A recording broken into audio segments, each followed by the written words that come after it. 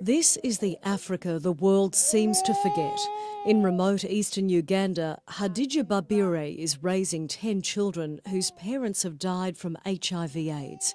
This tiny toddler is almost 3 years old. His brother lies helplessly on the ground, unable to walk or talk. She gets the food with the support from the health center, and at times that food is not enough. So it gets finished when the date to go back has not arrived. So during that period of time, the child starves. 2 devastating hailstorms tore through the town of Namatumba in May, flattening homes and razing crops. I had 2 acres of rice, 3 acres of cassava, 3 acres of maize, 1 acre of nuts, coffee, and banana plants, and everything was destroyed. Those who've worked the land for generations say the scale of this disaster was unprecedented. There has been a drastic climate change in Uganda. Farmers say the rains come at the wrong time or don't come at all. As a result, more than 17 million people suffer from hunger. A quarter of the children are stunted. Of the pittance the Ugandan government spends on agriculture, 1/3 is siphoned off through corruption and bureaucracy. Government has not lived up to the expectation of taking responsibility. In many cases, they would say there's no hunger in country, and it is a situation of living in self-denial. There's growing evidence that if governments in Africa and around the world had acted sooner, this food shortage might never have happened. Research published by the anti-poverty agency ActionAid shows that for every $1 spent on agriculture, $10 is saved in humanitarian aid down the track. If farmers can be helped to improve the quality of their crops and adapt to changing weather patterns, this may well be the last famine in human history.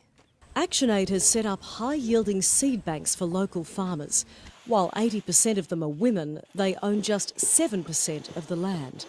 For years, Leah Chede's children couldn't go to school because they were too weak from hunger. Since they started growing these seeds, which ActionAid is supplying in the community, her life has changed and the entire family members. When they went on growing those crops, the issue of nutrition changed because their children are healthy and they are bright. With the world's population now exceeding 7 billion, aid agencies are calling on world leaders to help farmers grow their food today so they don't need handouts tomorrow. Tracey Spicer, Sky News, Uganda.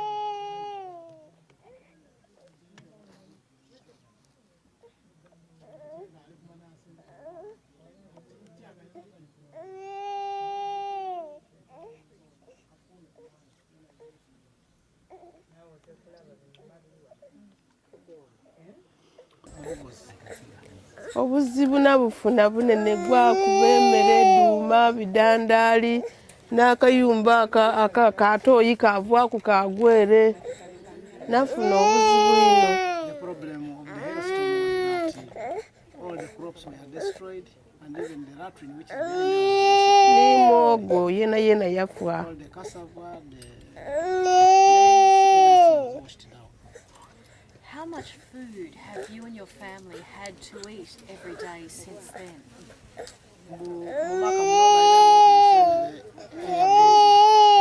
Mbaire okusinziira ku famire yendi nayo nga nkozesa emmere eningi n'esepiki nfumbira irala nene embooli ediba mbooli ntaaku n'olukugiriro muwogo nafumba ku akatogo.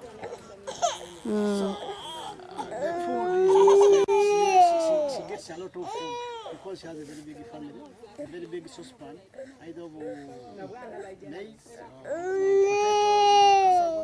It is very big according to the big family she has. So it is a very big saucepan, very big of food she can make for them.